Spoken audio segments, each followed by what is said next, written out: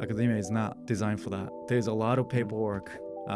There's a lot of 9 to 5 work, Yeah. So I think sometimes you have this sort of romanticized idea of academia. And the reality is, that there are a lot of PhD programs in philosophy where only a minority of the students end up with permanent employment in philosophy. There's all these programs out there. There's all these options, master's, PhD. There's different places to go. What do I do? I do think one of the things that you need to be thinking about, for better or for worse, is sort of the prestige hierarchy that exists within our field.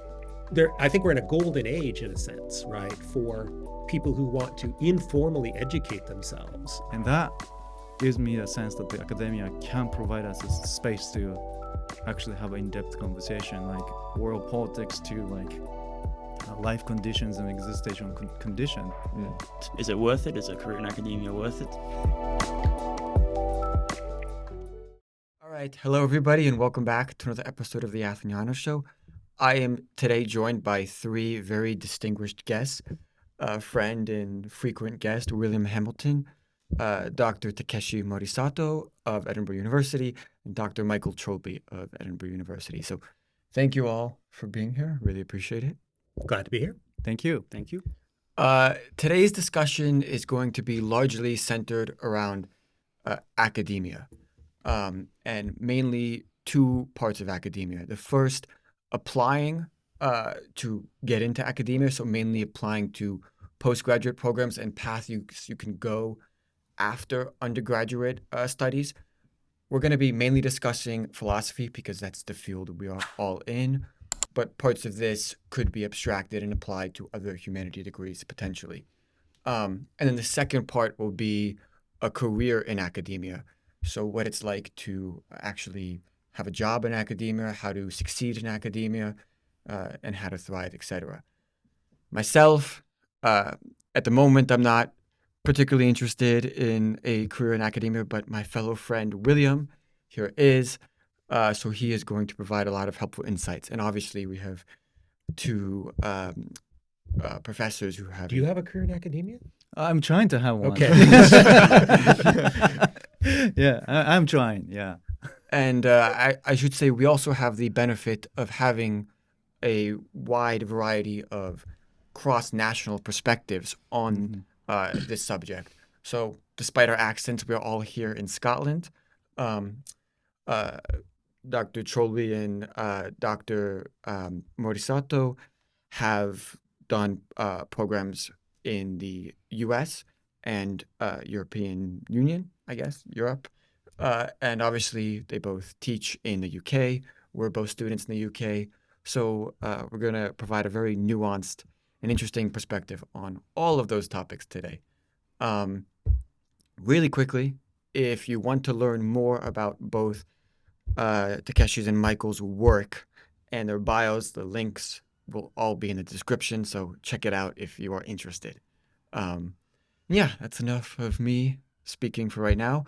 I want to now hand it over to William because I want to get your kind of first take on any kind of burning questions you're having for your potential career in academia. Well, I guess first of all we've got to go straight to it. Is it worth it? Is a career in academia worth it? Do you want to start with that question? Does it worth? Well, I hate to be the pedantic philosopher, but I suppose we need to divide the question. Is it worth it to pursue a career in academia is one matter. Is it a good career, right? To have an academic career is a different question. I mean, we can talk over the course of the hour about, some of the challenges that are associated with becoming, right, a sort of stable academic professional, how you get there and what the obstacles are. But to the question of whether it's a good career, I mean, I think the reason why lots of people pursue it, despite the fact that the professional opportunities in academic life are difficult to come by, is that it probably offers people some opportunities that are hard to find in other professions. I think if you enjoy learning and you are attracted to the idea that you want to have a career that asks you to learn across your lifetime and to learn new things, then yes, academia is an attractive job. If you are eager, particularly in philosophy, to share your ideas with other people, learn from their insights. If you enjoy the kind of dialectical exchange that's involved in philosophy, then yes, academic philosophy can be very rewarding. Most people, except I would say a very tiny stratum of very elite academic philosophers, are also educators. And so you have to think, I think, very carefully about whether that's something that you're enthused about doing. I think one of the things that, to my observation, can lead people to be dissatisfied with an academic career is that they underestimate, right, the degree of commitment to being an educator that it requires, and they never kind of find the passion for being an educator. They ultimately, kind of treat it as something of a burden, right, to be born in exchange for the other parts of the work. And I think that that's a good recipe for being dissatisfied and burned out, because almost all of us, right, have to teach, right? I don't want to make that sound like we're forced at gunpoint or something, but I would say we get to teach. I like it, but there are people who perhaps don't cotton on to the educational part, and I think that some of those are some of the least satisfied academics that I've met, actually. That's strange for me. I would say actually teaching would probably be the more attractive part of the job. Personally, I think it's it can be very fulfilling and rewarding, and you get to do your own stuff while also learning at the same time. So I think it depends on the person actually working in academia. So generally, academia is moving toward the research, right? So what's the cutting edge research that your original contribution to the field of philosophy that you're actually specializing in? So like the international recognitions and also like kind of validation system is usually what type of publications you've done and how it's contributing to the ongoing discussion in philosophy. So I think the general tendency is like, okay, research first and then education second. I mean, I think that's the most European research institutions are like that, right? But I think Michael's point is right in a sense that if you revere this sense of these privileged positions that you don't have to work 9 to 5, you teach a little bit, but then most of the time you can actually read books and write your own books that you can actually dedicate yourself into the research, then you realize academia is not designed for that. There's a lot of paperwork. There's a lot of 9 to 5 work, So I think sometimes you have this sort of romanticized idea of academia as this sort of protected from, commodified world of capitalistic realism. It's not. I think there's a lot of work in academia that is quite mundane, it's not protected from that. But that doesn't say that you can use this platform to do what you really want to do, to educate students and learn from teaching and, dedicating yourself to the research and, protecting yourself from this like instrumentalizing relationship that kind of capitalism forces us to engage in. I think you can actually step away from that because, nobody's checking how much money we made with our program per person, right? If you go to sales, like immediately how much product did you sell? So you don't have to kind of participate in that competition. So it does protect us from a certain degree, but I think if you romanticize it as this utopia, you'll be quickly disappointed. Absolutely. Yeah. To build off Professor Karl Marx's comments, well, I think the hardest thing for, let's say, an undergraduate student to wrap their heads around is what it would be like for philosophy, say, to be a job, right? Or to, academic philosophy to be a job. And, the first thing that students usually say to me when they talk about contemplating, say, getting a PhD in philosophy is that, they really like philosophy. They like the learning of philosophy and wrestling with the texts. And of course, that's not an insignificant part of the work that one does as an academic philosopher. But I think a lot of students would benefit from being better informed about, what is it that, say, in a given week, an academic, in particular an academic philosopher, does, because I think a lot of it is quite invisible to you as a student, right? A whole lot of things that kind of just happen, right, without, you're taking notice of them. Just, mention a couple of examples. I mean, there's a significant part of our work, particularly at this time of the year, that's, devoted to marking student work and giving feedback. I mean, on any given day, when I think about what I do, a lot of what I'm doing is telling people what I think about their ideas, right? In some sense or the other, right? Marking student work, reviewing, articles that are submitted to journals, giving PhD students feedback, going to a colloquium where I hear, one of my colleagues' ideas, I give them feedback. So that's a lot of it. And that can be, quite a gratifying part of it, but that's just a sort of an example, right, of something that I suspect is not sort of visible, right, when you're thinking about this as an undergraduate student, is, what is the actual work, right?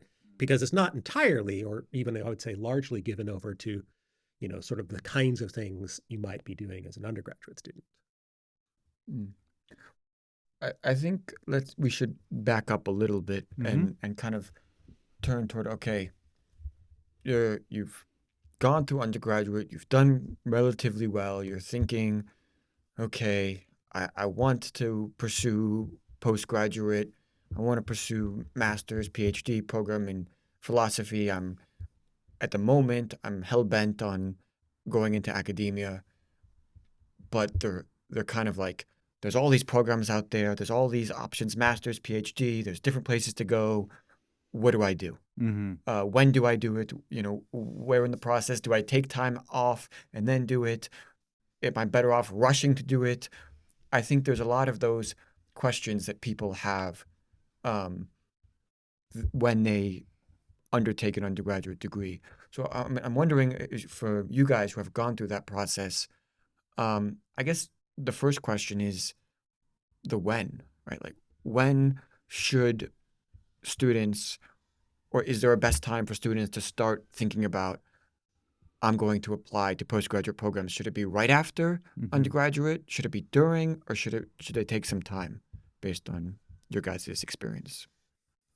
Well, I think one important thing to keep in mind is that it's just prudent to do as well as one possibly can as an undergraduate and get the best possible credentials you can as an undergraduate, irrespective of whether you ultimately decide to pursue postgraduate study or not.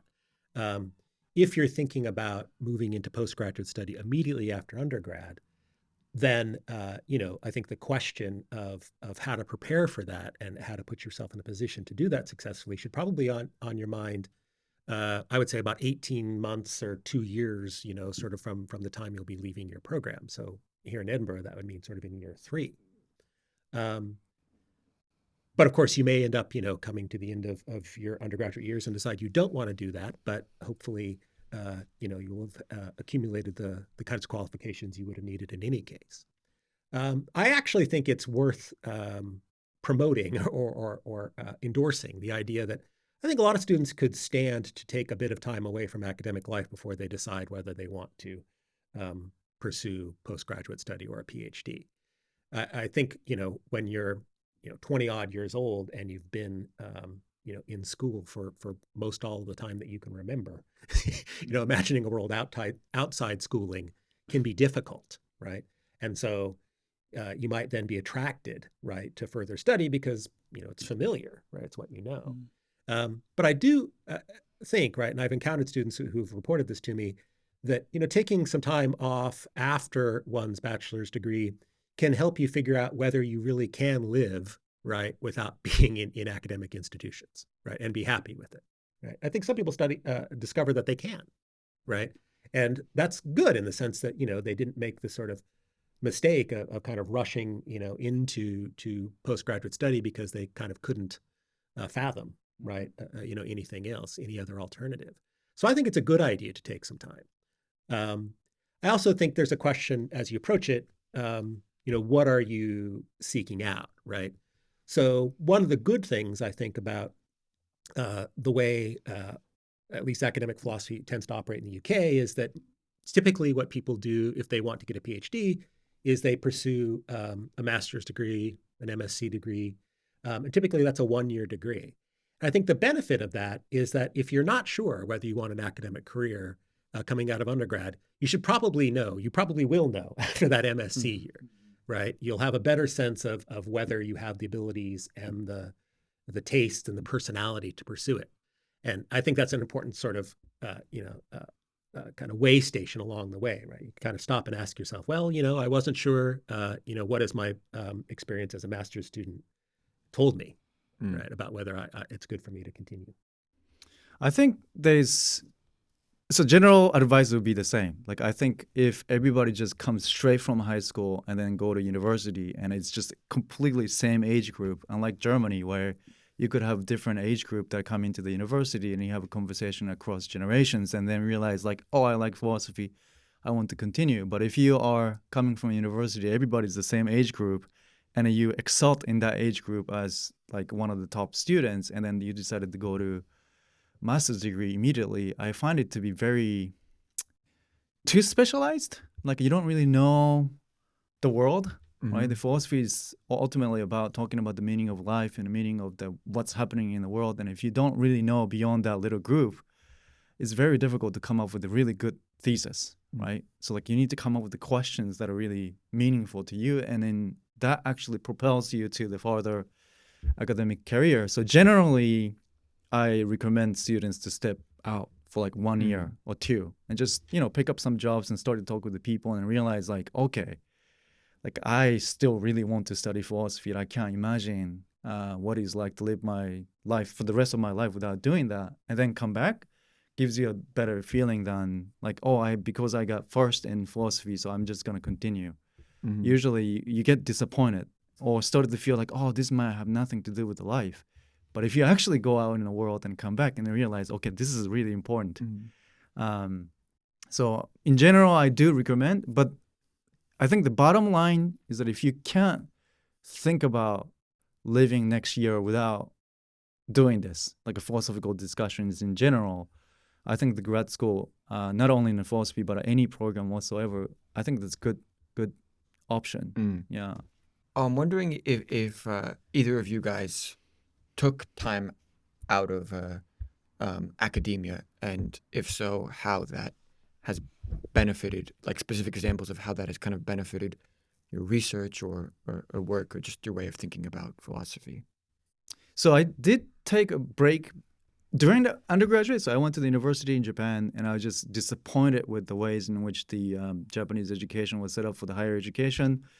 So out of nowhere, I just told my parents that I'm going to go to Nebraska. That's why I speak really good English, because people couldn't understand the different accents there.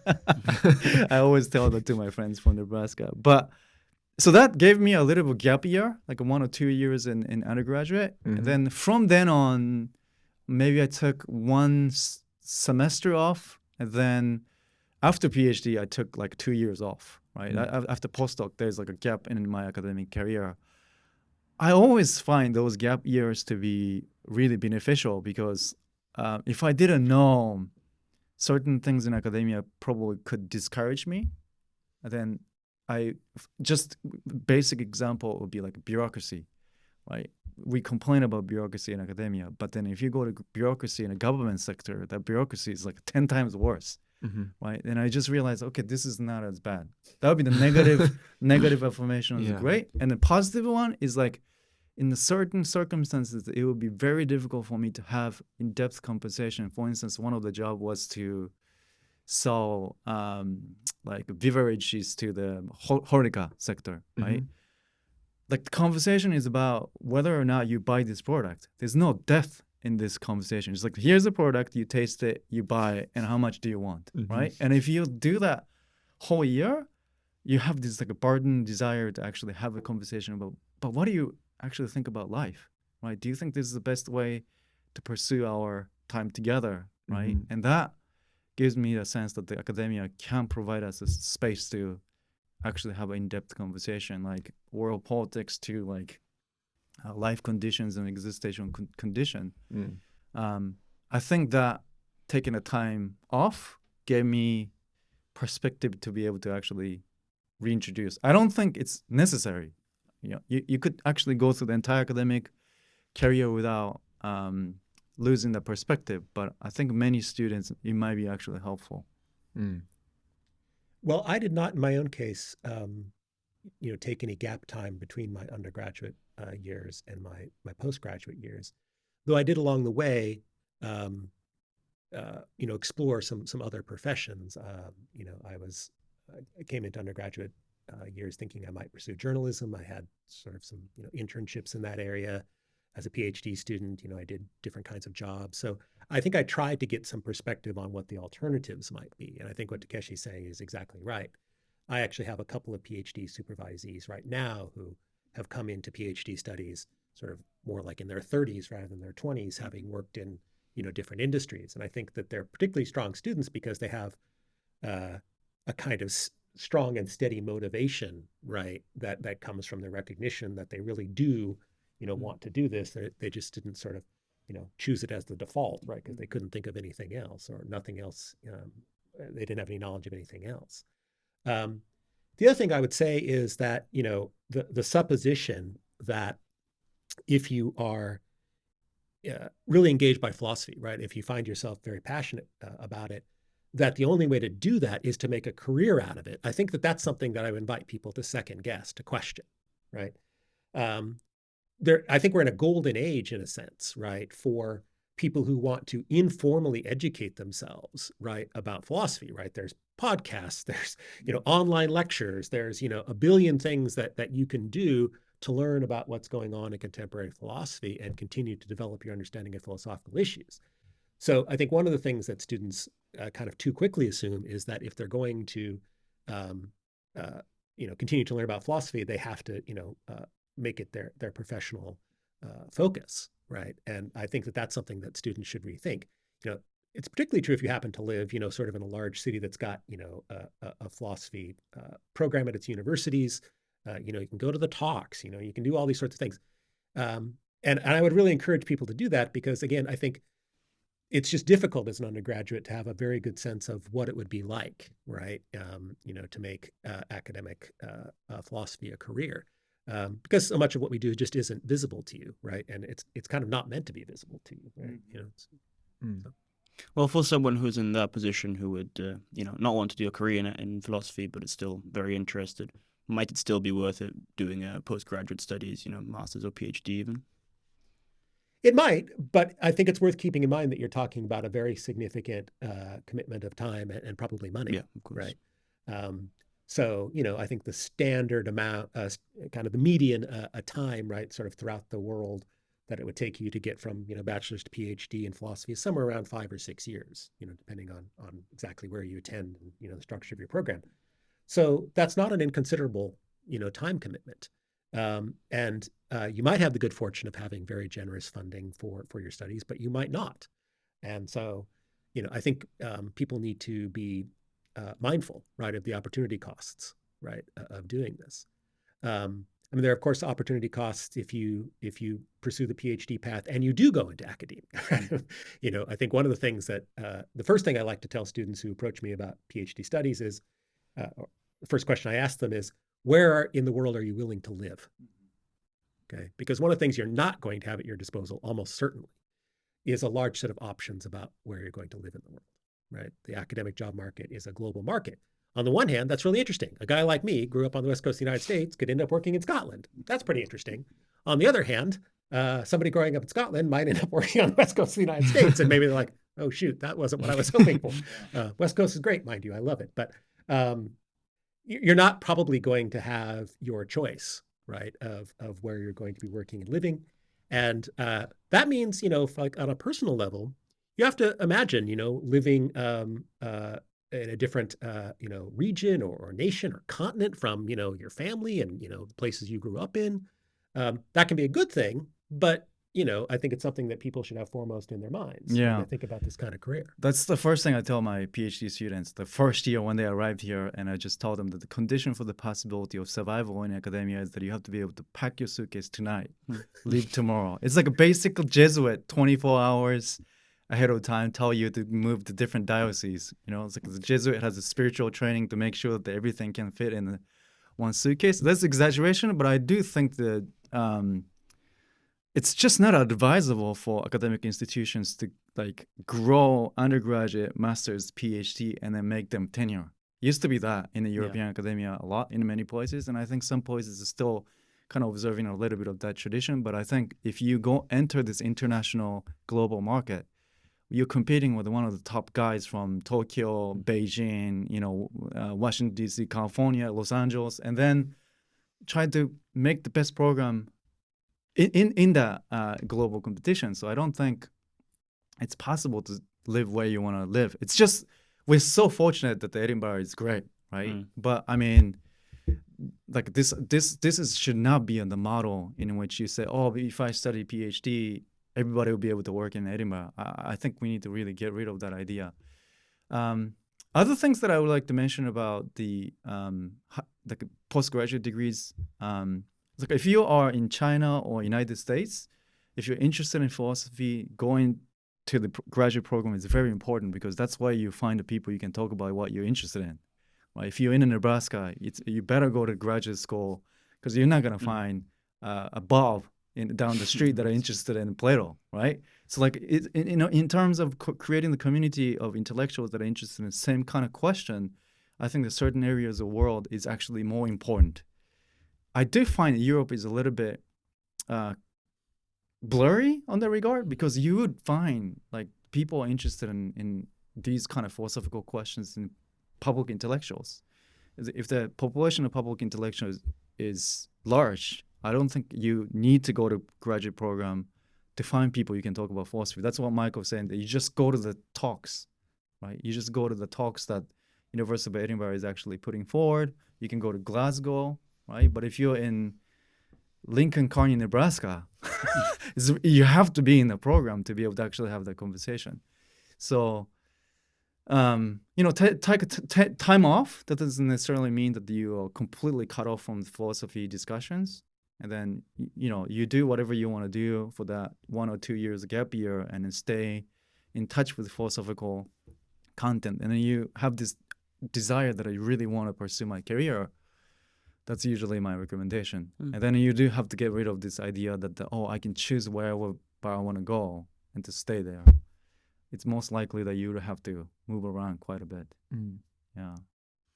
I mean, beyond like the kind of ability to choose your location, what are your guys' experience in terms of like actually finding a job in the academia market after graduating a PhD? Like, is it? I'm totally clueless, but like, is it guaranteed that if you do a PhD and get a good mark, you'll find a position somewhere? Or is there a likelihood that you go through all of this process, you do your PhD, and then you're basically in standstill, waiting for an opportunity to open up for maybe 2-3 years? Was it 1990s? The average PhD student's age in Denmark was 42, because you're just basically waiting for your professors to retire so you can actually yeah, exactly. You have to take over that position. I don't think that situation is not that bad, but I think my projection is that it's like if you just stay within Western Hemisphere and I just want to work only in Western Europe, the number would be very difficult to find a job. Do you mean in terms of location or in terms of field of philosophy? Field of philosophy. And if you said that I'm not going to work anywhere outside of the Western Europe, I think that your chances of finding a job, it would be very slim. I think it's very difficult to find stable position. Like I think almost exclusively the people who actually find a position are willing to just go beyond any boundaries and just whatever means necessary to stay, have a contract in academic contact. Is that because of the lack of demand or because the number of people who are doing are trying to get that position? I would describe it as oversupply. Oversupply, okay. Yeah. If you look at the number of students studying philosophy throughout the world over the past several decades, it's grown slowly but steadily, right? So again, going back to the point that, most of us kind of earn our keep by being educators, how many jobs there are in the field closely correlates, right, with sort of how many students are there out there and are they studying philosophy? But one of the things that's happened, I would say, throughout academia since kind of tracing back to like the 1950s and 60s is that, there are more and more PhD programs, more and more countries that are trying to make themselves prominent in the academic world by having PhD programs. So the number of PhDs competing for the positions that are out there has gone up and up and up. So, to put it in context, the job that I had in California, which I got in 2003, received 375 applicants, right? And I take that not to be all that unusual, getting hundreds and hundreds of applicants, all of whom are probably at least minimally qualified for the job, and many of them far more than minimally qualified. I have never heard, right, during my 20-odd year career in academia, any colleague ever say to me, yeah, we ran a job search and nobody who applied was any good, right? What they really say is, man, there's all these, incredibly talented, well-qualified, energetic people, and we have to choose just one, among, this, smorgasbord of wonderful applicants. And the reality is, that there are a lot of PhD programs in philosophy where only a minority of the students end up with permanent employment in philosophy. I do think one of the things that you need to be thinking about, for better or for worse, is sort of the prestige hierarchy that exists within our field. It's just true that if you get a job at, I'm just going to pick one institution among several that I might select, Princeton, that you will probably get a pretty good job somewhere in the academic world. Not necessarily, but it'd be surprising if you don't. On the other hand, and this is not to pick on any particular institution, if you were to get a PhD from, I don't know, the University of Washington or the University of Manchester here in the UK, these are places that have excellent scholars and so forth, but it's just the reality that you're going to struggle because, you're just not associated with an institution that has the same level of visibility and prestige. So, I don't like the fact that there is this sort of reality in our field, but it would be a disservice, right, for me to tell a student, just ignore that, right? Because, you'd be doing something very, very foolish if you didn't notice that, for example, having a degree from Oxford, say, tends to go a lot further in terms of enhancing your career prospects than, one from, Cornell or, University of Illinois. Again, not to disparage those institutions. That's not the point. But yeah, descriptively, like just that's just the reality. Right. So yeah, I mean, tough message. Yeah, it really is. So like I struggle with this conflict, right? That if you're interested in a master's degree or PhD, like I always said, go with the supervisor. If you want to study with Michael Cholbi, go to Edinburgh, right? Well, but right, yeah, if you really want to study the grief and philosophy of death and dying, that's the guy you need to go, right? And then you work with the professors that are actually hands-on and actually have a conversation with you at the equal level. But if you're interested in getting a job, go to Oxford, Cambridge, right? Because it has a higher chance of getting the job opportunity. So like there's a practicality of like the basic rule that when you apply, right? I started from Nebraska and ended up in the KU Leuven, right? So you just always have to go up the ladder. You always apply for the program that is ranked higher so that you increase the chance of getting the job, but it doesn't guarantee that you're going to get a job, right? So at some point you have to make a decision. So do I want to become academic, playing all these games perfectly to actually survive in academia, or like, you know what, at some point I just have to draw the line and say, I need to study with one of the best of the best, even though that person doesn't work for the institution that is ranked as one of the best universities. So this example is not working well, but you understand that if you're interested in Italian philosophy, right, you're not going to find in Oxford or Cambridge. You have to go somewhere else, right? So it has to come down to your interest and desire to philosophize. Right? But it should be said that people get permanent academic posts coming from lots and lots of different PhD programs. It's not that any program has a monopoly on them or anything. Right. I think it's interesting to notice here at Edinburgh the sheer range of different places that people got their PhDs from. It's quite remarkable to notice all the different places that people attended. But a realistic perspective, has to include that, yes, these things go a long way in determining what kinds of options are available to you. And, kind of bottom line, lots of students get PhDs in philosophy and don't get permanent academic jobs. And so if that's kind of where your heart's desire is, you do have to ask yourself the sort of, alarming or perhaps unsettling question, am I willing to put in, say, 6 years of labor, including all the opportunity costs that might involve, and end up being, 29, 30 years old or something like that, and kind of facing a professional dead end, right? Where you kind of have to then figure out, well, how am I going to, support myself? What's my livelihood going to be if it's not going to be in the academic world? And I think that, you never want to sort of paint the worst case scenario for people, but I do think that students need to be cognizant of that possibility, because it's not like an abstract possibility. It happens to many of us, yeah. A non-trivial number of people, Mhm. right, who pursue PhDs. Can I just ask like a very specific question when you were talking about, the prestige and how kind of the reality is very much like your chances of getting a job from Oxford is way higher than like, I don't know, Manchester. I'll just use your example. Mhm, mhm.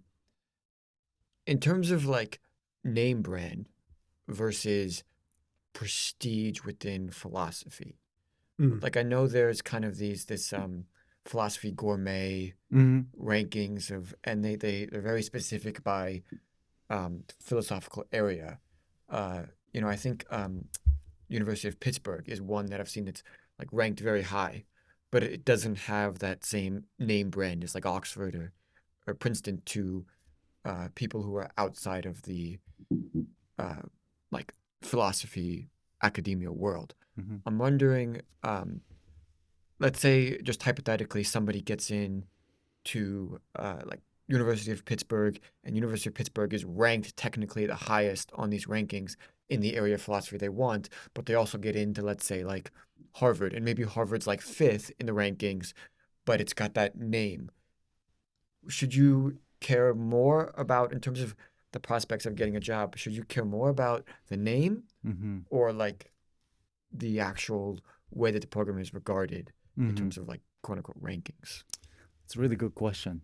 Well, I think the ultimate answer to that depends on what kind of positions you're hoping to get. So Pittsburgh is a good example. NYU is another. Those are programs that are extremely well regarded within philosophy, but maybe kind of within the overall sort of academic branding universe don't stand on the same par with Harvard or something like that. So I think what evidence I've seen about this suggests that if you are thinking that you want a job in a PhD granting program, right, that's very sort of research intensive, then I would say that you should opt for, given in your example, say, Pittsburgh over Harvard. If, on the other hand, you're sort of thinking, I'm open to lots and lots of different kinds of positions, some of which might be more teaching focused, for example, if you're in the United States, then I would say probably you should opt for Harvard. And the reason for this is that, the people who make the decisions about who gets which jobs, yes, they're the relevant faculty at those institutions, but they're also administrators, right? And administrators are often perhaps more impressed, right, because they're not just as up to date or in the know about what's going on in all these different academic disciplines. They're likely to be a little bit more impressed by saying, well, we hired such and such from Harvard, then we hired such and such from Pittsburgh, even though the philosopher might sort of say, well, we like Pittsburgh a little better, maybe, right? So I think it kind of depends on the positions that you're looking for. But again, certainly within philosophy, there are places that, relative to their place within kind of the overall academic universe, punch well above their weight. Pittsburgh and NYU and these other kinds of places. And they certainly, you certainly shouldn't rule those places out, right? Simply by virtue of the fact that, they may not be quite as impressive to a dean or to, somebody who's outside of our profession. I do think that, general rules that these kind of rankings play a role when there's two candidates is almost identical, right? And then it just feels like the trust goes to the higher brand, right?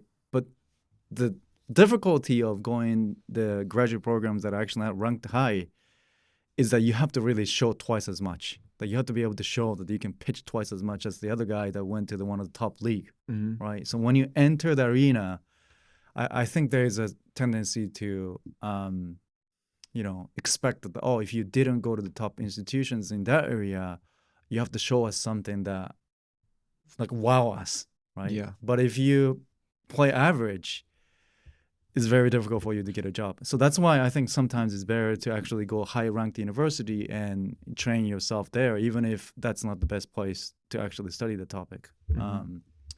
So generally, always go up the rank when you apply for the graduate program, and hopefully you can find some professors from that institutions that are interested in the same area as you. So that's the general the advice you give. But if you find one celebrity thinker, the grief, right? Michael Cholbi is on grief. Like, this is the one guy working on this topic in this entire zip code or vicinity of this nation. Just go. Like, I don't care about the ranking. Just learn from that person. And so I tell my students that, hey, you might not be able to actually get a job right after this PhD, but if you follow this program, you'll be one of the few people that can actually work in this area of Japanese philosophy. So you will be established as leading scholar of Japanese philosophy. Whether or not academia can provide you positions to actually feed your family is a whole other set of question, right?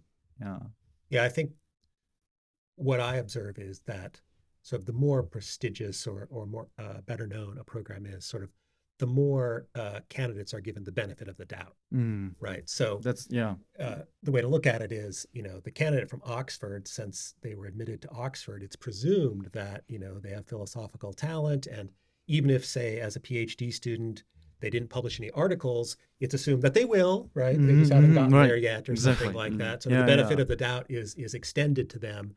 Whereas if you went to the less prestigious program, you have to have more kind of concrete evidence and accomplishments, right? You have to be able to say, look at what I can do, right? Kind of counteract the sense that, the people from the more prestigious programs, if they don't have that concrete evidence, it's just because it hasn't sort of materialized yet.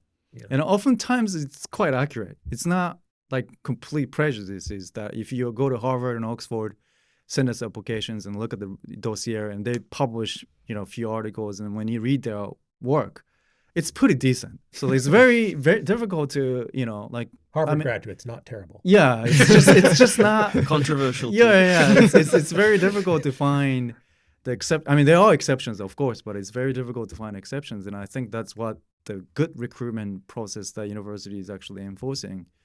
So I do, there should be always a benefit of doubt, and it should measure each individual applicants based on their personal achievement. But if you went to Harvard, like, they would give you a lot of support to make sure that you stay on top, right? Yeah. So that's why I would recommend to just always think about higher ranked university in the area that you're interested in, to go there. William, I'm wondering where your head is at right now in terms of kind of thinking through the master's process and given what has been said about career-wise. Yeah, well, I'm still not really sure exactly how I'm going to go about it. I'm thinking of doing a master's at least. As you're saying, a break's probably a good idea, but I feel like that would be in between a master's and a PhD. That'd be best, because that's a lot bigger commitment. I feel like a master's is, a lot of people have it. It's a good way to extend your study for a little bit. And even if I didn't pursue an academic career, I think there's no harm in having it. Can't do you wrong having a master's. Whereas a PhD, it's a lot more opportunity cost wasted. Can you go from a master's to somewhere else, or do you have to if you do a master's, then are you kind of locked into? No. So you can do a master's and then say, I'm going to go into the job sector, do something completely different. Oh, sure. Yeah. Oh, sure. So there are even cases where somebody who finished the PhD in philosophy and then switched to the broadcasting and then went to the master's, conversion degree in broadcasting, and they get a job in BBC, right? So it's not, even at the level of the PhD, I think it's still conversion is possible. At the level of the master's, it's very easy to switch, actually. And if you realize that journalism is the way to go, you could switch to the journalism for sure. I'm wondering, are there any jobs where a PhD, apart from an academic career, obviously, where a PhD in philosophy might actually be helpful? Because I've heard, I don't know how true this is, but I've heard that sometimes it's actually bad to have a PhD. Like, jobs will consider you less if you have a PhD in philosophy, because, I don't know, they assume that you're, going on to greater projects and you're not going to have a permanent job in this case. So I have experience in applying after finishing the PhD and the postdoc, right? That I was just way overqualified for most of the jobs that I apply, and I didn't get it, right? But what made me actually get a job in the real world, and this is something the PhD in philosophy didn't prepare, is connections. Like the way you present yourself and contact people that are inside, that talk to them and said, hey, you really need to hire this guy. That's how I got the government agency position. It was a kind of research position, so it wasn't completely mindless job. It was actually quite interesting job. But so I guess this is something that the philosophy programs would have to do. Like after providing the degrees and help them try to survive in academia, and if they couldn't find a job in academia, how do we actually support them to find a job? And I think that's something that we would have to think about in the near future. But the flip side of the argument is that it's just completely free. Like having a PhD in philosophy does distinguish you from all the other applicants. And then the odds for applying for the non-academic job is way lower than academic job. So it's, to find a job, I don't think it's as difficult as finding a job in academia. Probably not. I mean, I think one of the things that certainly has changed during the time I've been in the profession is that people are a lot more interested in trying to figure out how to make the philosophy PhD useful for professional purposes outside of, pursuing academic work. So, you hear a lot of talk online about, as they say, alt-ac, right? Sort of alternatives to academia and how you might make use of your training in philosophy to pursue those kinds of careers. Now, this is difficult, I think, kind of on both sides of the equation. It's difficult because those of us who are, academic professionals, we got here because we committed to doing this work, and we might have a little bit of experience outside the academic world, but it's not like you're going to be able to milk your PhD supervisor's connections in industry in most cases in order to get a job, right? Because most of us don't have those connections, right? It's just not how our professional lives, get organized. And I think William's right that there's maybe in some quarters a little bit of a prejudice, right, against, maybe PhD holders, but I think that's diminishing. But I would say to people who want to pursue, who are thinking about the PhD and wondering whether it might situate them to get non-academic employment, I mean, the message there is the same message that I give to, undergraduate philosophy students, right? A lot of people don't know what you do, right? Or what you study or what skills you acquire by studying philosophy. So rather than thinking first and foremost about your credential, right? What letters you have after your name by virtue of your studies, you have to think in terms of your skill set, right? You have to be able to say to prospective employers, you want me to read a long, complicated document with lots of, backtracking and, so forth? Yeah, that's what we do in philosophy. You want me to, figure out what assumptions are being made within a particular policy or practice? That's what we try to figure out in philosophy. So in a way, I don't see that the challenge for the PhD student is any different from just the challenge of any student who studies philosophy, right? To try to figure out how to translate the study of, all of these texts and ideas that we undertake in the philosophy classroom, how to translate that into, skills and capabilities that employers value. I mean, I think what you see is that employers do value the skills and capabilities that students get through studying philosophy. They just don't always know that they value those skills because they just don't know that philosophy students have them, right? It's within the academic, ecosystem. It's a small discipline, like 0.5% of all students or something like that, in most parts of the world. So an employer just may not know what a philosophy student can do, but then it's on the student to figure out how to communicate that and represent that to the employer so that they're persuaded to take a chance on them. Do you think there's things that within like philosophy, like the academic field, that we could, that as a philosophy as a field, right?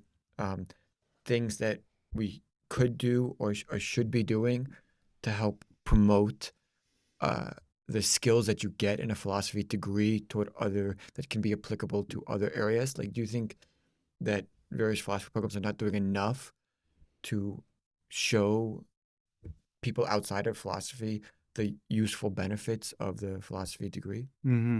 I do think the general tendency to focus on inside academia and try to go up the ladder toward the upper echelon of the academia is so strong.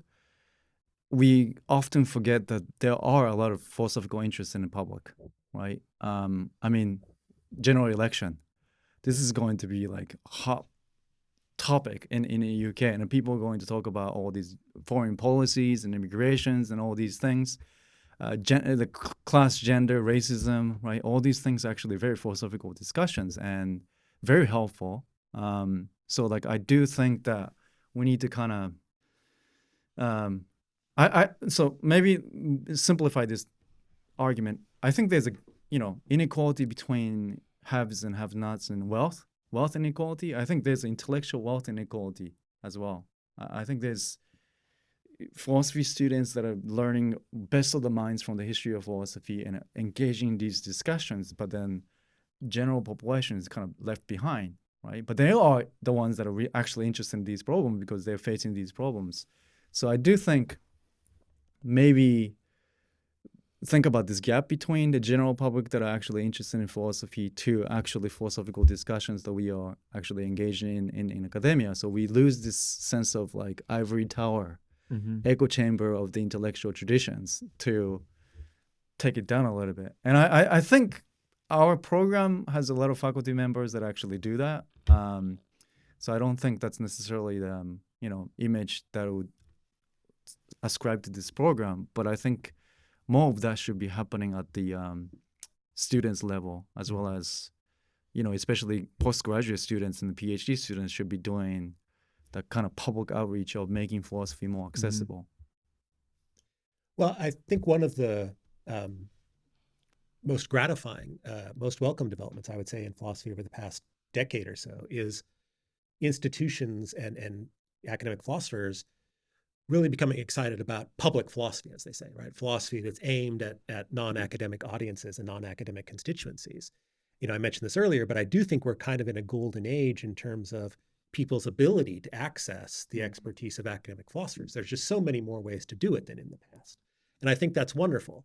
I think it has done something to maybe change the public's perception or misperception of what it is that philosophers do and what our expertise consists in. This isn't to say that some of those misperceptions don't persist in some quarters, but I think that things have changed a lot, and that's really great.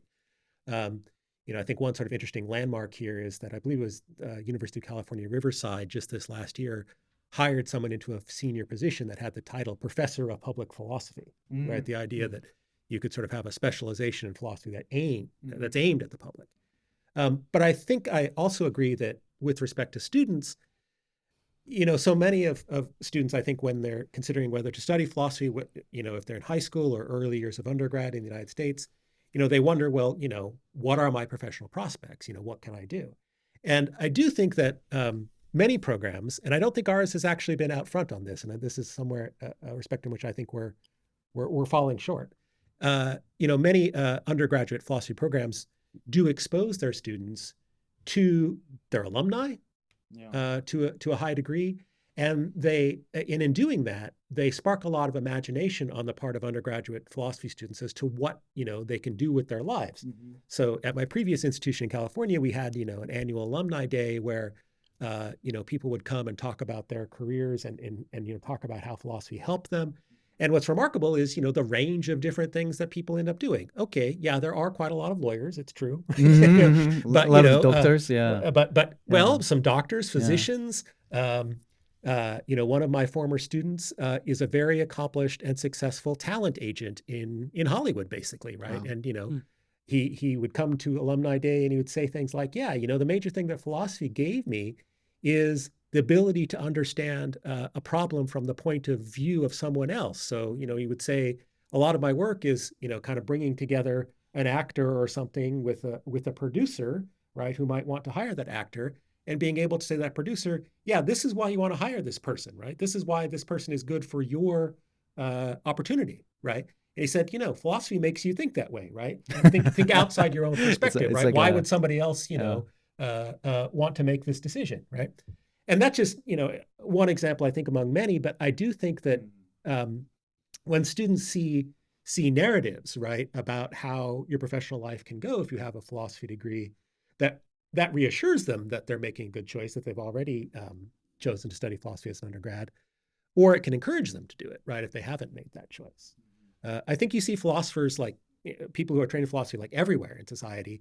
It's just, they don't sort of, glow with neon lights, so we don't know where they are, right? Mm. But I'd like us here in Edinburgh maybe to figure out a way to be more successful in that regard. Highlight more of these stories where our students go out in the world and they do valuable and compelling and rewarding things.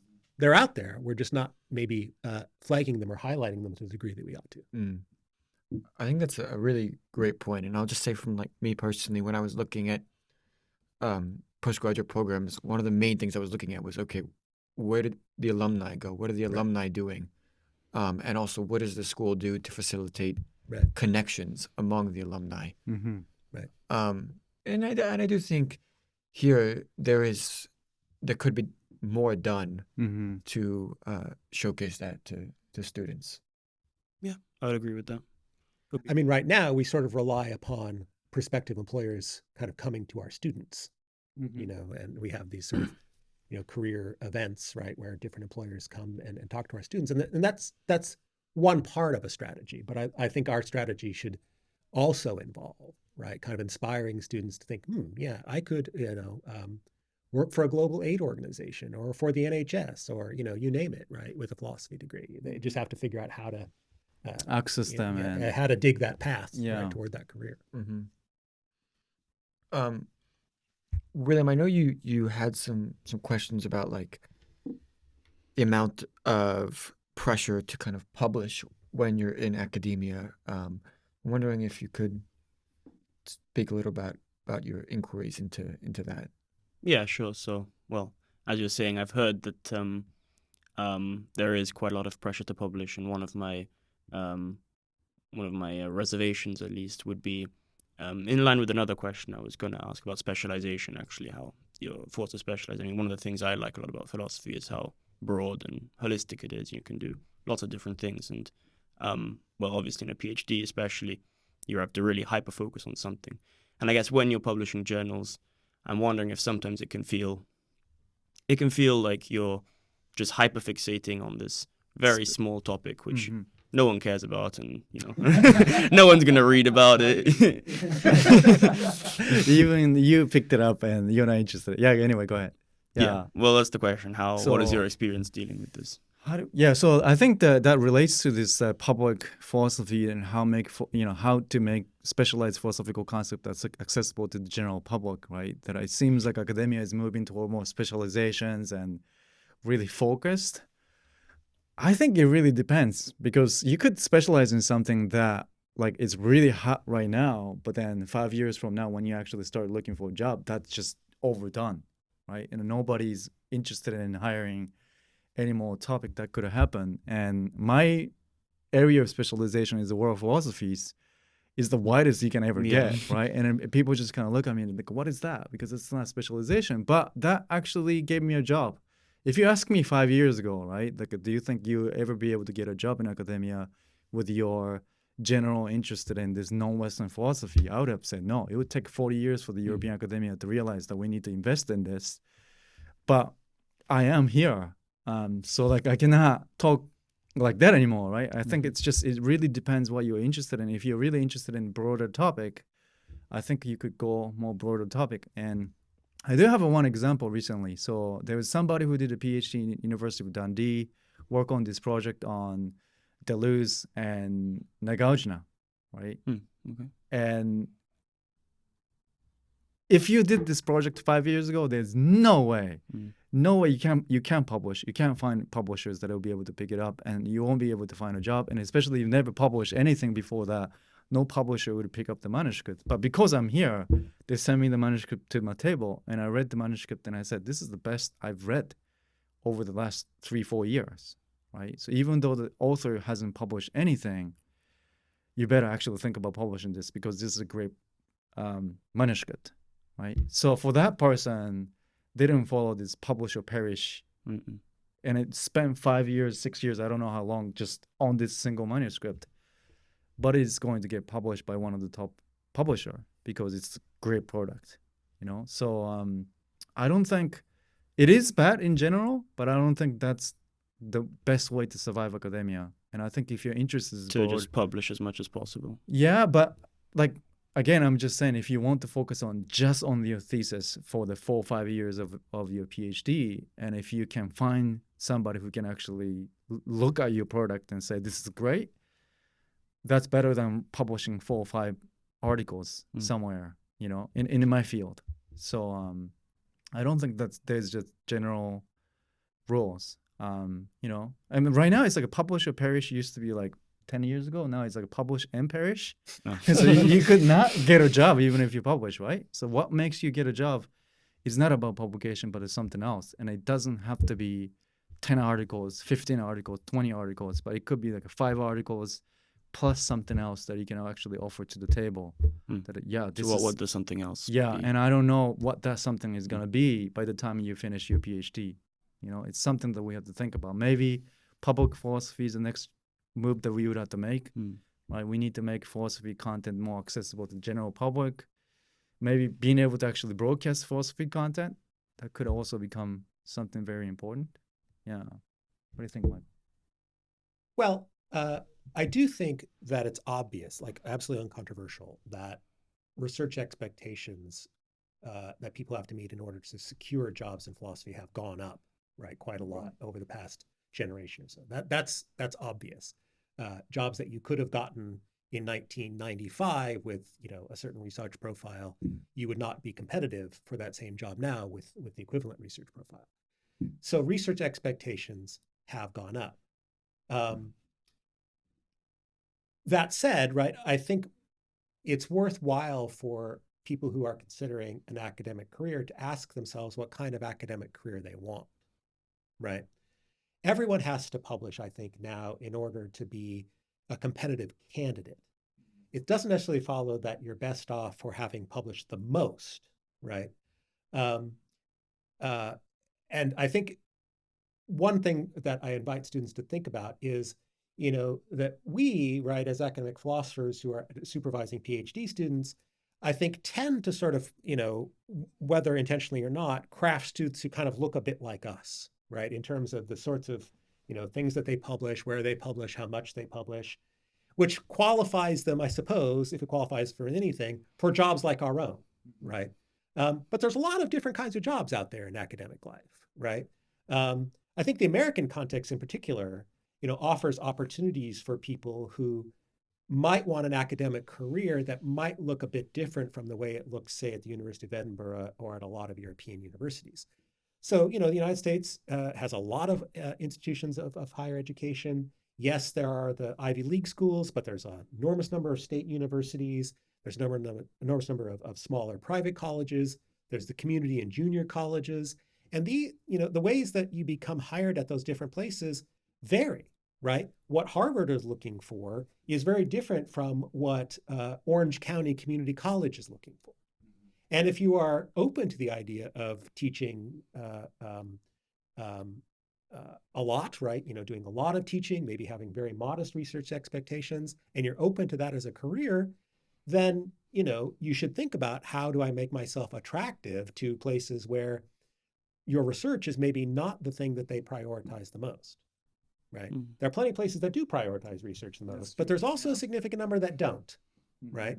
And, you know, you look at who gets hired at, you know, let's say Cambridge University here in the UK versus who gets hired at, I don't know, Roehampton University here in the UK. They look pretty different, right? Because they're looking for different things, right? They serve different students and they have different, you know, kind of institutional objectives. So yes, you do have to publish, and specialization is in that way kind of inevitable, right? You can't get out of it, right? There is no there is no journal that publishes an article, you know, my philosophy of everything, or whatever. Right? Specialization is kind of baked into the process, but maximal publication isn't. Right. Because exactly. you know, you might target different kinds of institutions, right? And some of the institutions are not necessarily going to be thrilled with an applicant that has first-rate publications by research institution standards, but has very little teaching experience, or none. Right. So that just goes back to, I suppose, something we kind of began the conversation with. You know, you need to understand why why you want to get into the academic world, and what kinds of jobs you're looking for, and what you would ultimately find satisfactory or not. I think the publishing aspect of it, once you actually enter that graduate program and then you write and then train to actually publish articles, it becomes like when you are undergraduate students, publishing is something that's an unreachable goal. But I think once you enter the graduate program, it becomes just part of academic life so much so that I think the publishing itself is not going to be like really difficult pattern, but it's going to be more like. do you feel like the publications? I will say Yeah. that I think that the biggest stumbling block for most PhD students in philosophy is making the transition from being students to being scholars. That's right. Yeah. And I think Okay. that the ability or inability to publish articles, say, tracks pretty well whether how effectively you're making that transition. There are many students who are good students, right? They will learn a lot of philosophy. They're good at reading things, but there is a certain skill set involved in figuring out how to make a meaningful contribution To the field. Yeah, that some people don't develop. I see. And my experience as a PhD student, I had a number of peers who I think stumbled just at that point. They understood a lot of philosophy, but they didn't have anything to say about it. Right? I see. Right. And you have to have something to say between, ultimately, right? You have to have some contribution. Maybe that's the point I really want to say, that people who survive in academia, that the ones that I really look up to are the ones that are not only knowledgeable about the field, but they have something to say. Yeah. I don't know. I don't know how to describe this, but it's just the extra factor of like the reason why I'm specialized in this. There's something in that specialization. I can read. I can see why you specialize in this. There's a kind of sense of like urgency or some kind of commitment that they feel that this topic is important for me, and here is why. And I think that's more important than whether or not you actually can publish, to me. Well, do you think it's a phenomenon at all where there isn't anything to say, and so you have to sort of just, almost make up things to say and a point to make, a new angle to add some new contribution to the field originality clause? Because you need to publish and you need to that's why I decided not to specialize in Kant and Hegel, because I read all the secondary sources and I felt like all the questions that's being asked and answered, and if you talk to the Kantians, they would just vehemently disagree with me, right? But if you talk to me when I was the first year PhD student, I went to my supervisor. There's no way I could propose something on German idealism, because I feel like everything has been written. And he navigated me to a different area where I could see, I can see the area that I can contribute, I can something to say. And that was like comparative and Japanese philosophy. At that time, there's nobody was exploring this field. My professor was saying that, this is going to be the future. You should invest in this. And if you talked to me 5 years ago, that was the worst academic advice I ever received. But now it's one of the best, right? So I don't know. I just feel some cases probably true, but it doesn't necessarily have to be the case. I do think that even if I talk to the German idealist specialists, like they haven't explored like the world reception of German idealism.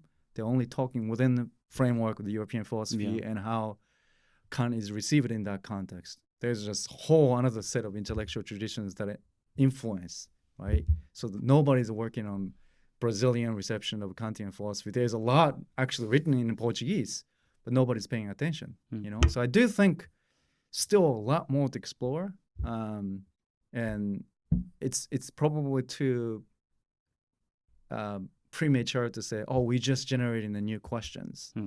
I think there are some questions that we can be asking, but you're right. I think that some of the questions for the PhD are like, I do feel like, okay, what does that even matter? I do come across with these questions. Yeah, I think some portion of what gets published in academic philosophy journals is pedantic, right? And also sort of published because people need to publish. Right. Also, right? Necessity.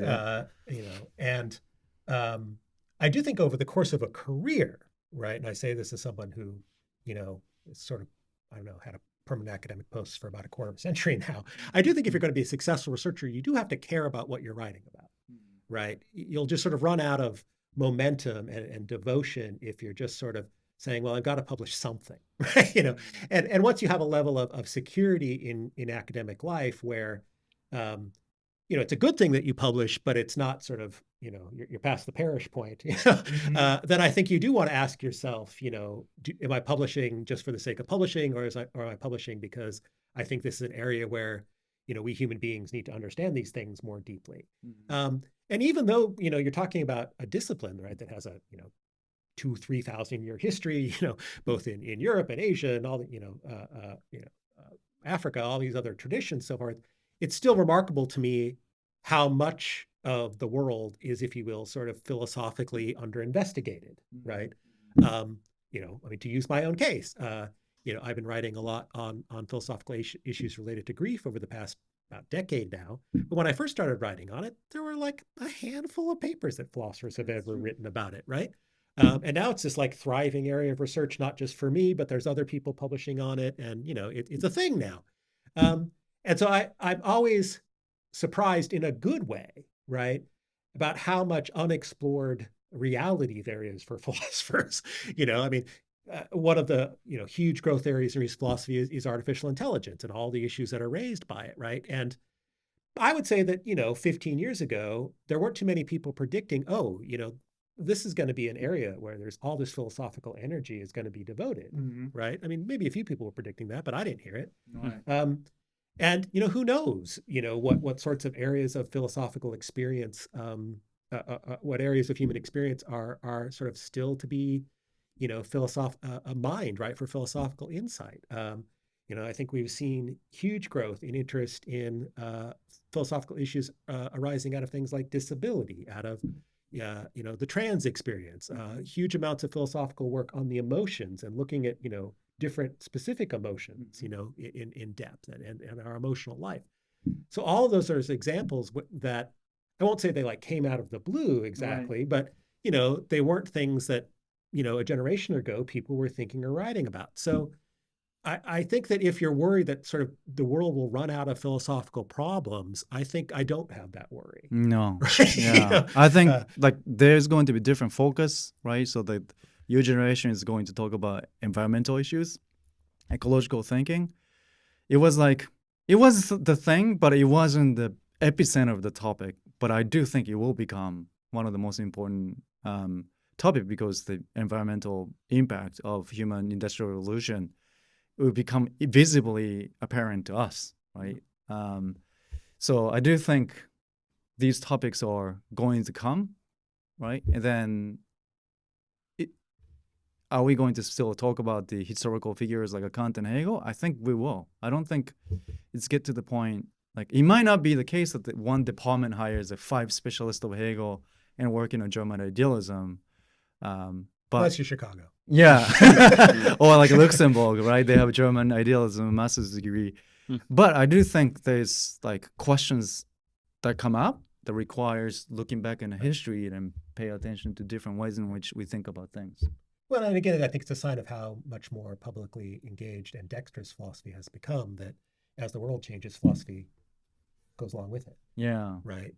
I mean, all the philosophical work, like in social epistemology, having to do with social media and the internet, and these kinds of things, like, obviously such work wouldn't have been done in the 1990s. Those technologies hadn't emerged yet.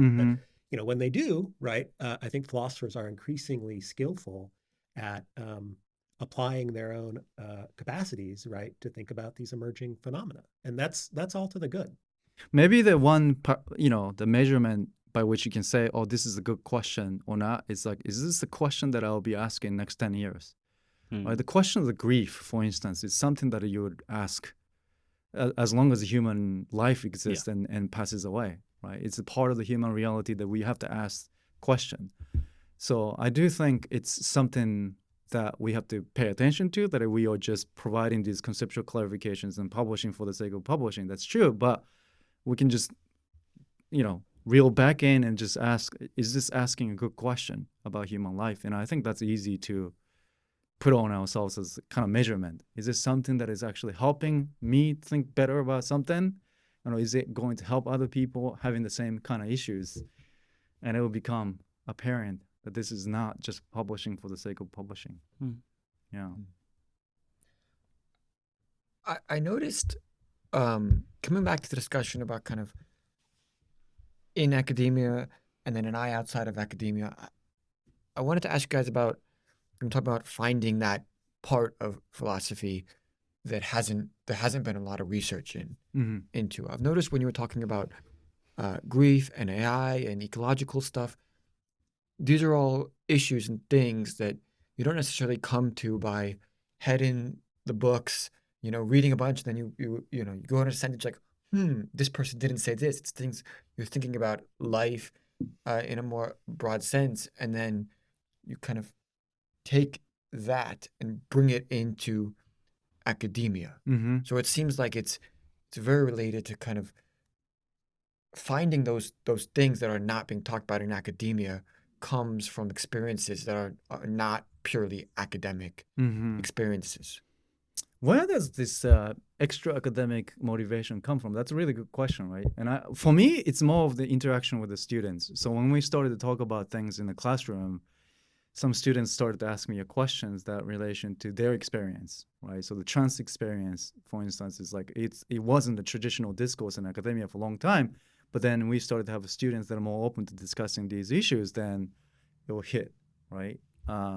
So like for me, extra academic motivation or like input is usually conversation with the students, right? And it kind of becomes a part of research. So when we talk about liberation of Japanese women for the sake of Japanese women in the context of Japanese philosophy, that's the same logic would apply to transgender identity. And we talk about that in the classroom, and I just started to think about, that's a really good research topic, right?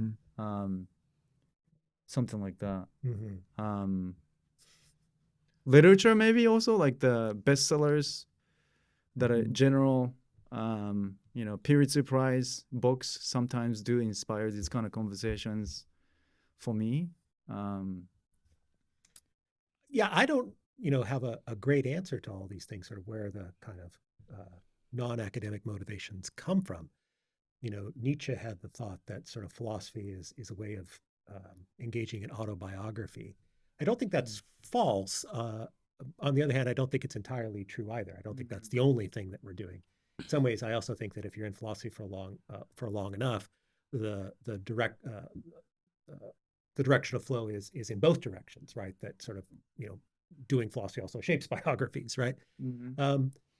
But I would say that if you're in the field for long enough, you may not know, right, quite what lies behind all of the things that you're interested in philosophically. So, I mean, in my own case, I write on quite a diversity of different topics. But as I've thought about it, I've begun to see that there's a link among a lot of them, right? Which is roughly that I'm sort of interested in adversity in human experience, sort of, experiences that we think of as sort of challenging obstacles, to living good lives, and in particular, how that intersects broadly with sort of freedom in a social sense, giving people the chance to figure out how to deal right with these kinds of problems and what freedom we should give them and so forth. So, there isn't a area of specialization in philosophy called philosophy of adversity, but I suppose if there were, I'd be, up near the top of people thinking about that. But that's not something that I recognized in my own work necessarily as I was undertaking it. It only sort of, dawned on me, right? Sort of what links all these different sorts of things that I'm interested in. So I think in some ways, we don't have a very good handle maybe on what kind of drives our interests in particular kinds of philosophical questions. And it's not sort of always easy to read off, I think, from what people are interested in philosophically, kind of what is intriguing or enticing about those problems. I think we kind of it's a more dynamic sort of process, right? We engage with a problem and we're shaped by the engagement, and how we think about the problem is shaped by larger factors in life and so forth. So I think it's often very subtle, right? Yeah. So for instance, Japanese philosophy, I was just working on it, purely scholarly interest, but I think the way the university is framing it is in the context of cultural multiculturalism and equality, diversity, inclusion, and decolonizing curriculum. All these like extra curriculum motivations that influence actually frame my project, right? That they want to read Japanese philosophy from that perspective, which is not the same from a Japanese person reading Japanese philosophy. That's a completely different Right. motivation. So it's not always clear why we are developing this way, because my motivation for researching Japanese philosophy wasn't always about decolonizing multiculturalism in Europe. It was just a pure scholarly interest. Yeah, so there is not a single answer to that, but I do think, when the politics swing to the right, academia swing to the left, right, it's obvious like link between public discourse to like academic response to the public discourse. Right. I mean, I was, well, we'll wrap it up soon, but I was very interested in the notion of kind of what you mentioned about philosophy being an autobiography. And I'm curious in both of your cases, from a personal perspective, if there is anything in your personal like biographies that you think has influenced your philosophical interest today. What part of your life? What part of your life? Well, I mean, I guess. What made you sad? Well, that's just the thing, is that people who are familiar with my areas of research might think I'm a rather dour person, but in reality, I'm not. And there's actually lots of good evidence, by the way, that thinking about mortality is good for us, at least a little bit. It's probably beneficial to our well-being. Yeah, I don't know. I guess I would say that I was exposed relatively early in life to a fair amount of people struggling with their own existence, sadness, adversity, that sort of thing. So as I said, I don't think I recognize that as a kind of unifying thread, across a lot of what I've written as a philosopher until much later. But I would say that that's true. I would also sort of say that, again, in terms of thinking about biography and, what one is interested in philosophy, but I think going back to something we were discussing early on, you cannot, right, get into academic philosophy, probably in any academic field now, thinking that you're going to stay close to home, right, geographically. I mean, you might, but, there's a good chance you won't.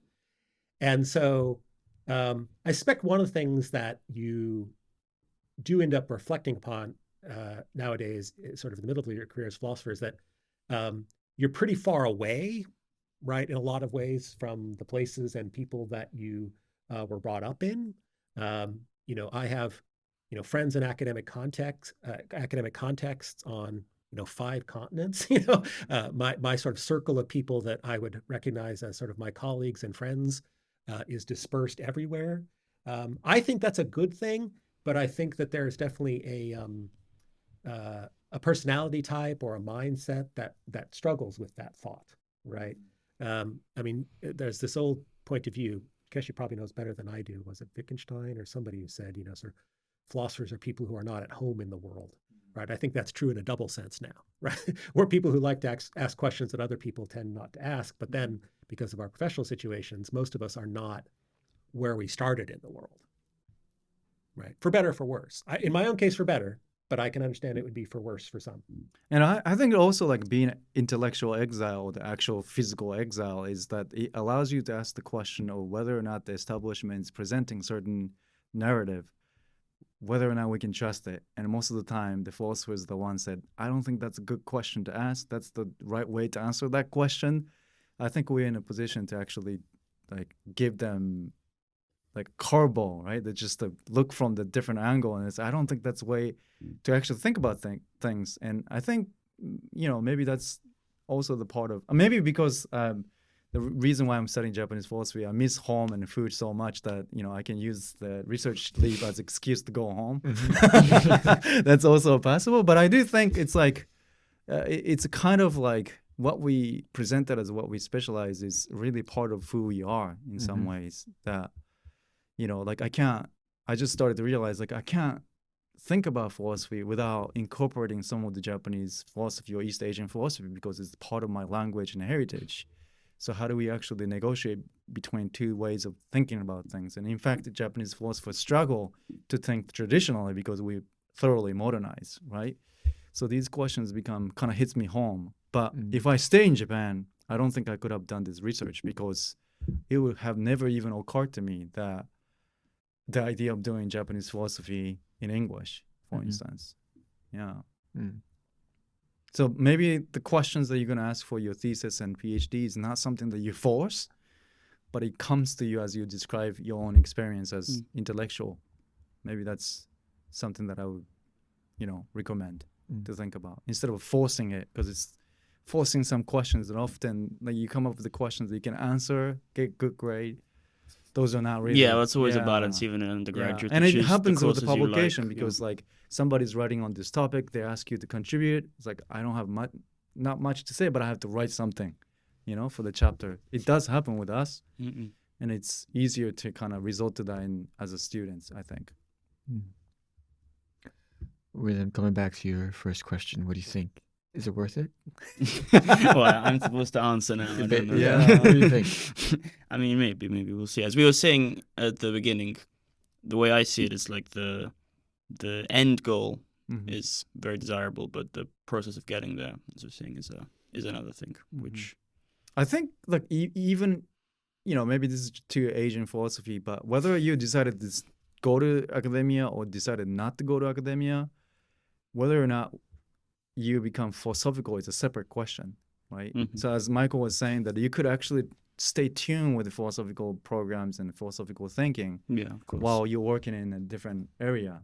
And that would really help you succeed in the career as a philosopher, right? So it's like you could actually go to graduate program and do the same thing as well. But it doesn't limit you from your future. I think whatever you choose, you could become a philosopher, or you decided to just not to do that, right? Yeah. Right. I mean, another aspect of my research, another area of my research is ethical issues related to work and labor. And much of what I say there is kind of skeptical about work, right? And people automatically assume that this means that I'm dissatisfied with my own work. and in fact, the opposite is the case. I mean, in some ways, what's motivated me to think about those issues is a recognition that if you are ambitious and hardworking and catch a few breaks and get lucky, academic life can be an extremely good profession to be in. Extremely good profession to be in.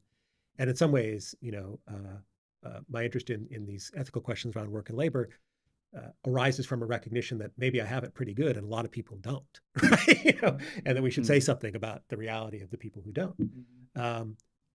But I think the reason why, even when I tell students that the job prospects for academic PhDs in philosophy is not very good, and, you won't have probably a choice of where to live. And I mean, there is something that I see in students, which is a kind of dim recognition that there are aspects of the work that are incredibly, incredibly good, right? The level of autonomy that you have as an academic is almost unprecedented compared to almost any other institution you might work in, right? Nobody works for me, right? In the sense that I don't really supervise anyone, and I don't really report to anyone, right? In any meaningful sense. I mean, I'm accountable to the institution, but there's not somebody sort of looking over my shoulder about what I'm doing all the time, right? I get to, keep thinking about things that are intriguing and interesting to me. I get to figure out how to communicate those things effectively to students and get them interested in it. I get to meet, a wide range of people from different parts of the world who are, very intelligent and, have interesting insights to share with me. I get to travel. I've been to lots of parts of the world that I almost certainly would not have been to were it not for academic life. So, I mean, I think students, again, as I was saying earlier, maybe don't have a very full picture, right, of what our job involves. But I think in some cases, they have a dim intimation of the good stuff, right? And there's a lot of good stuff, right? If you're successful at it, right? There's a lot of good stuff. And I would also just say that, and this is maybe to wax slightly poetical about it, but I think that one of the things I found most valuable about it is the fact that when you are institutions of higher education, there's people coming in and out, students, right, every year, right? So, I mean, every year I sort of feel this sense, right, of, well, here we are, it's September, right? There's going to be a new batch of people, right, to interact with. It feels new to me every time, even though I've been doing it for a quarter of a century, right? It's energizing even now, right, that I get this opportunity to interact with new people, learn new things, and that sort of thing. So it's, great work if you can get it, but the if is a really big if. Yeah. Yeah. So, Mm. yeah. Well, I think if William, you don't have any more questions, I think that is a great place to end it. Thank you both so much Thank you very for much. that Certainly. insight. Glad to do it. That was great. Really appreciate it. Thank you, William. Of course, subscribe also on YouTube. So after you finish the master's degree, we had to come back and talk about whether or not this was good advice or not, right? Sequel. Yeah, then you guys are alumni, so we have to. Culture of assessment, as they say. Exactly. Yeah. Part 2 in a year or so. Yeah. All right. Well, anyway, thanks for listening. Subscribe. You can find the links to their bio and other works in the description.